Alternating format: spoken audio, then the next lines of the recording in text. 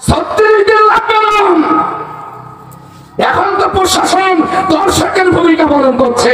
36 ঘন্টায় নতুন স্বৈরাচার করা বাংলাদেশ করছে। আল্লাহু আকবার ধরে নিয়ে মুজাহিদরা যদি আবার ময়দানে ঝাঁপিয়ে পড়ে 36 ঘন্টায় এই নতুন ফ্যাসিস্ট পালাতে বাধ্য হবে ইনশাআল্লাহ। এজন্য ফিরে আসুন। এত দেশের প্রতি ভালোবাসা, ফাঁসি হোক আর যাই হোক, দেশে থাকলে তো বুঝতাম যে হ্যাঁ দেশের প্রতি ভালোবাসা।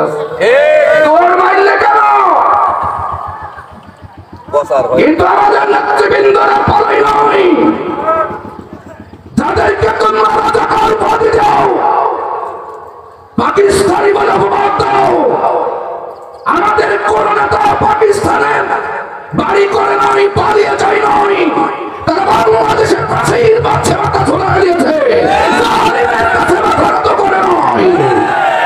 আমাদেরকে দেশপ্রেম শিখাতে আসো না, অথচ যারা বড় বড় দেশপ্রেম দাবি করে তারা এখনো পর্যন্ত বাইরে পালিয়েছে। দেশের নাগরিক করতে এখনো তাদের হই নাই।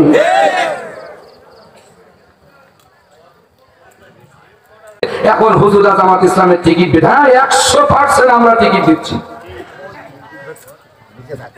100% আমরা জান্নাতের টিকিট দেবো। কারণ জান্নাতের টিকিট পাঠাইছেন কে? এটা তো সত্য কথা, আপনারা বুঝাতে পারেন না, তাই আপনারা হেরে যাচ্ছে। 100% আল্লাহ বলতেছেন মুবাশশিরিনা ওয়া মুনজিরিন, হে রাসূল আপনি মানুষকে জান্নাতের সুসংবাদ দেন আর তাদেরকে সতর্ক করুন। তার কোরআনে আছে জান্নাত সে সুসংবাদ দেওয়া, তার আল্লাহ রাসূল দিলে দোষ হয় নাই, আমরা দিলে দোষ হবে কেন?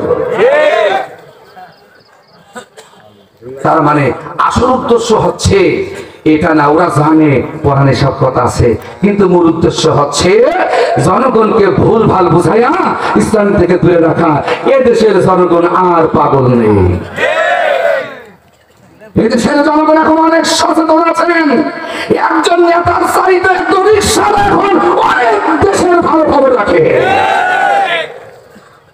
সুতরাং উল্টা পাল্টা ফতোয়া দিয়ে এদেশের 97% মুসলমানদের কলিজা থেকে আর রাজাকার ট্যাবলেট খোয়া, আর জঙ্গিবাদ ট্যাবলেট খোয়া, মৌলবাদ ট্যাবলেট খোয়া, এদেশের সাধারণ মানুষের কলিজা থেকে আল্লাহর কোরআনকে মুছে দেওয়া যাবে না ইনশাআল্লাহ।